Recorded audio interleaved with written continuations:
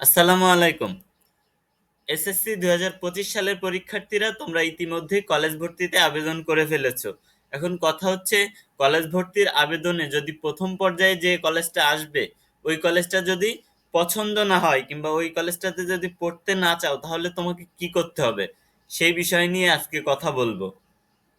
আচ্ছা, দেখো, আমার তোমার কিছু প্রশ্নের উত্তর এখন দিব, একটু ভালো করে মন দিয়ে দেখো।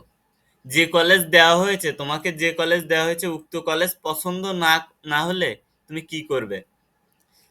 দেখো, তোমার কলেজ পছন্দ না হলেও প্রথমে উক্ত কলেজটিতে ভর্তি হতে হবে। মানে তোমার যে কলেজটা আসবে প্রথম পর্যায়ের আবেদনে কিংবা দ্বিতীয় পর্যায়ের আবেদনে, যে পর্যায়ের আবেদনেই হোক, যদি প্রথম পর্যায়ের আবেদনে যে কলেজটা তোমার আসবে ওই কলেজে ভর্তি হতে হবে, প্রথম কথা এটা। এরপর তুমি মাইগ্রেশনের জন্য আবেদন করলে আসন খালি থাকা সাপেক্ষে নতুন পছন্দ করা কলেজে ভর্তি হতে পারবে। তার মানে কি, তুমি যদি মাইগ্রেশনটা অন করে রাখো, ওই যে কলেজটা, শোনো ভালো করে বুঝো এখানে, যে কলেজটাতে তুমি ভর্তি হবা, যে কলেজটা তোমার, তুমি ধরো একটা কলেজে ভর্তি হইলে ওইটা তোমার ভালো লাগছে না, কিংবা যে কলেজটা তোমার আসছে প্রথম পর্যায়ে সেটা তোমার ভালো লাগছে না, তাহলে কি করতে হবে? যে কলেজটা প্রথমে আসছে ওই কলেজে ভর্তি হতে হবে। ভর্তি হওয়ার পর তোমার মাইগ্রেশন অন করে রাখতে হবে, তাহলে তোমার অন্য ভালো যে কলেজগুলোতে, ওই কলেজগুলোতে সিট খালি থাকা সাপেক্ষে, তার মানে অনেকেই ভর্তি হয় না চান্স পেয়েও, ঠিক আছে? তো তাদের জন্য, সিট খালি থাকে। সুতরাং তুমি যখন আবেদন করবে মাইগ্রেশনের জন্য, তখন তোমার এই মাইগ্রেশনের আবেদনের ফলে তোমার ওই সিটটা তোমাকে দিয়ে দিবে, ঠিক আছে? দেখো, তুমি যে কলেজে, তোমার যেটা দেওয়া হয়েছে যে কলেজটা, সে কলেজটা যদি পছন্দ না হয়, একটু তোমার ভাষায় বলি, আমাকে যে কলেজ দেওয়া হয়েছে সেটা পছন্দ না, তাই মাইগ্রেশন করতে চাচ্ছি। মাইগ্রেশন করলে কি আমাকে 185 টাকা পাঠাতে হবে নাকি মাইগ্রেশনের জন্য আবেদন করতে হবে?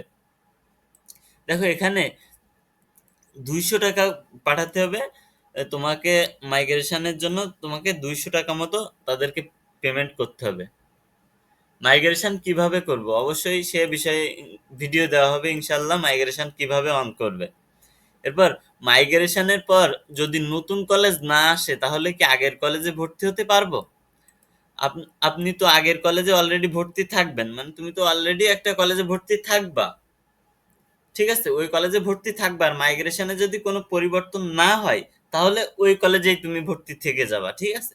তাই বলা হয়েছে, আপনি তো আগের কলেজে অলরেডি ভর্তি থাকবেন, মাইগ্রেশনে আবেদনকৃত কলেজে যদি চান্স না হয় তাহলে আপনার আগের কলেজ বহাল থাকবে।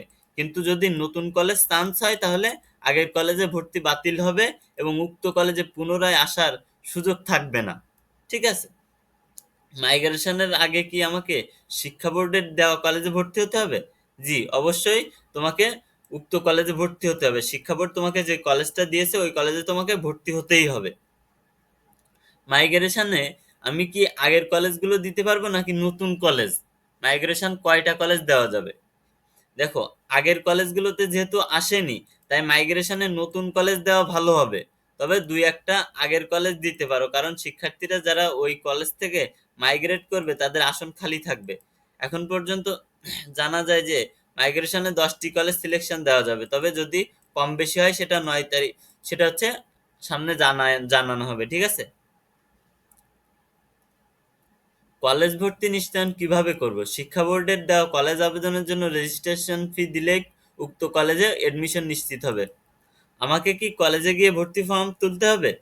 জি না, তবে অনলাইন প্রক্রিয়া সম্পন্ন হওয়ার পর কলেজের নির্ধারিত ফি কলেজে জমা দিয়ে এবং প্রয়োজনীয় কাগজপত্র, সিকিউরিটি সবকিছু জমা দিতে হবে কলেজে গিয়ে, ঠিক আছে? আমার তো প্রথম মেরিটের লিস্ট আসেনি, আমি কি দ্বিতীয় মেরিটের লিস্টের জন্য অপেক্ষা করব? জি, দ্বিতীয় মেরিটের লিস্টের জন্য অপেক্ষা করতে হবে।